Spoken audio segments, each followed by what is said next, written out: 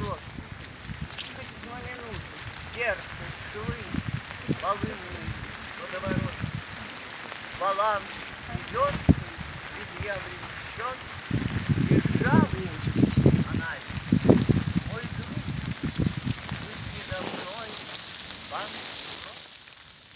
А хлебом мне казалось, я б за тебя пошла в огонь. И это знаю, что ты сцену мою ладонь.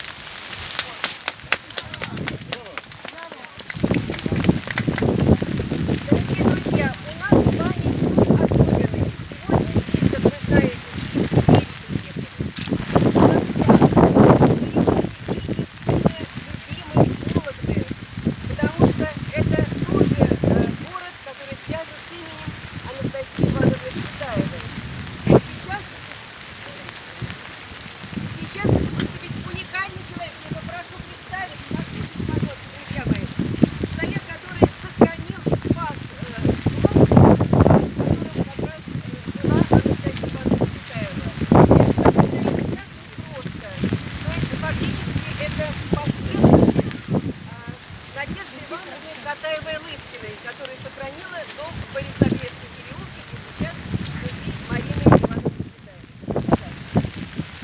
Здравствуйте все, меня зовут Ирина Титова, я психолог,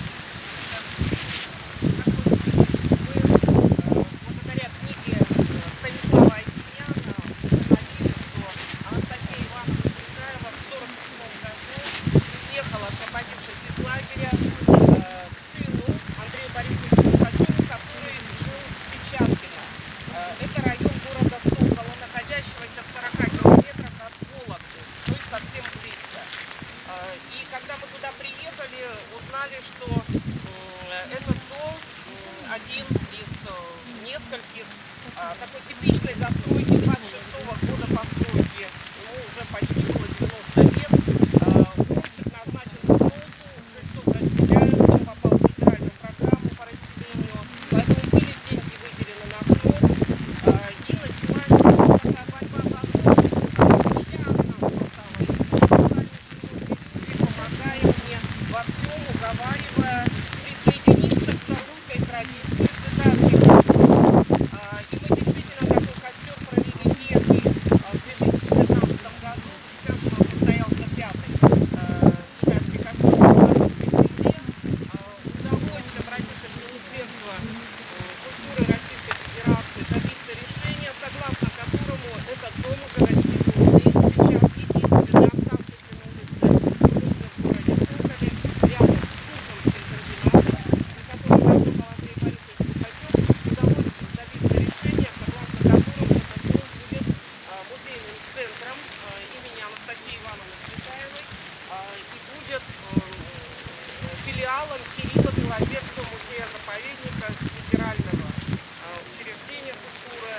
Михаил Николаевич Ромазов впервые в этом году был руководитель Кирилло-Белозерского музея-заповедника. Там действительно он сказал слова, которые внушают очень большую надежду на будущее этого центра, на то, что действительно и к нам будут ездить в город Сокол, через Вологду, конечно, будут приезжать те, кто ценит творчество и Марины Цветаевой, а они там говорили, рядом с метро, вы с Мариной Цветаевой в 1947 году после своего освобождения от службы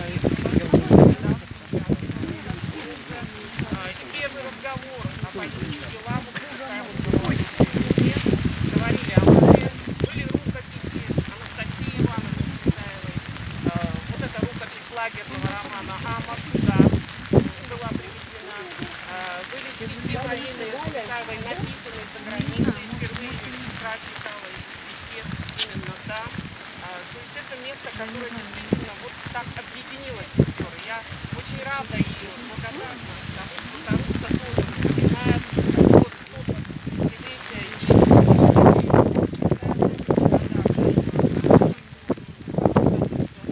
так прозвучали стихи Анастасии Ивановны. Я думаю, впереди еще очень много, и самое главное, что мы через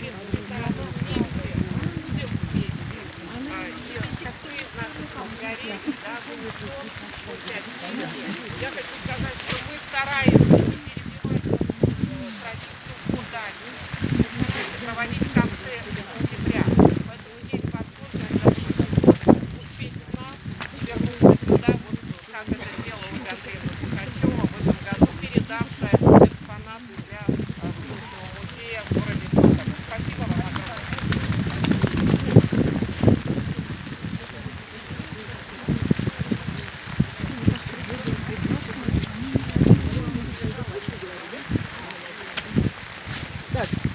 Дорогие друзья, у нас что, гитара в состоянии? Нет. Уже не в состоянии. Тогда, смотрите, я сейчас раздам песню, да?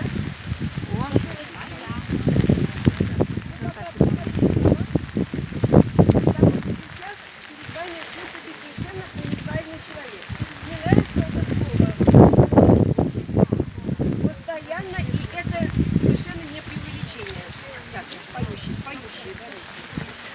Сейчас я представляю замечательную птицу, сейчас я подойду, которая приехала из города Пушкина, Подмосковья. Так.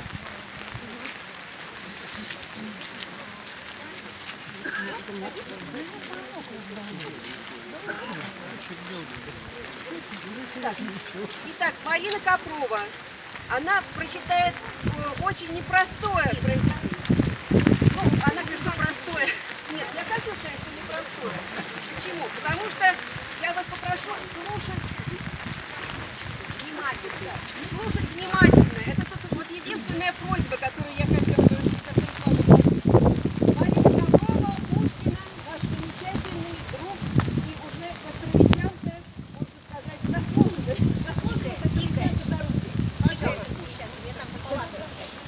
Я хочу сказать, что не читать. Это одну вещь, которую, по-моему, не изучать. Дело в том, что в 19 году исполнилось 100 лет словам Цветаевой, записанных в Пестой площади. Ведь я знаю, как меня любить будут через 100 лет. Ровно 100 лет исполнилось в этом году. Это слова. Значит, отрывок из поэмы «На красном коне». Книга напугала очень. Я до этого читала очень сложно. Тут ничего такого сложного нет.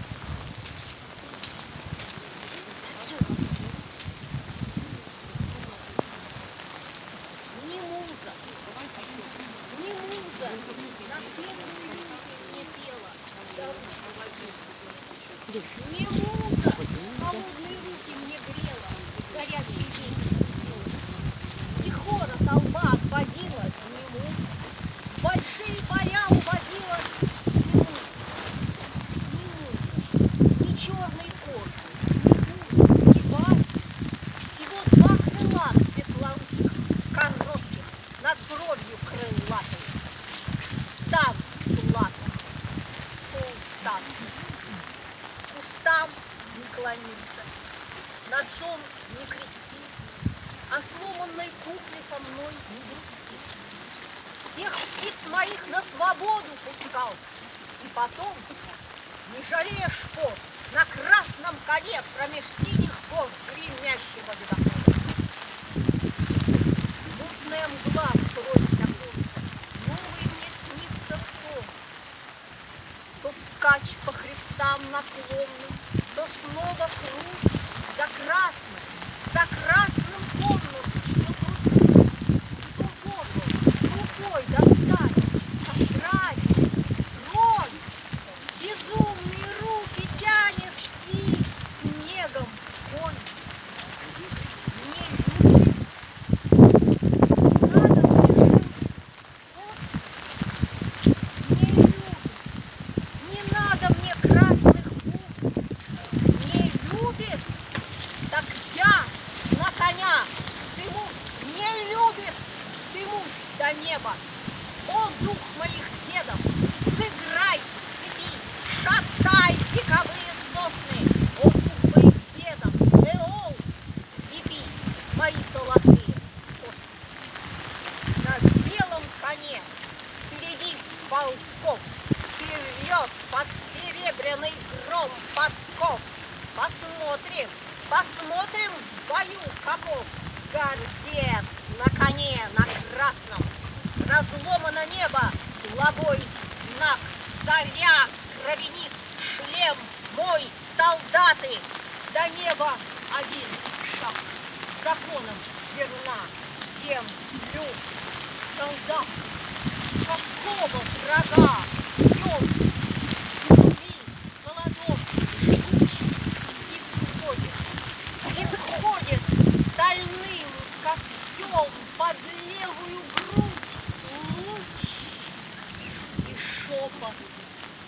Такой я тебя желал, Дока, такой я тебя избрал, дитя моей страсти, сестра, брат, невеста по льду, лад, моя и ничья до конца нет.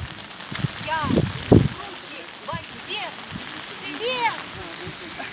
Не будешь ничья. Нет, я рану зажав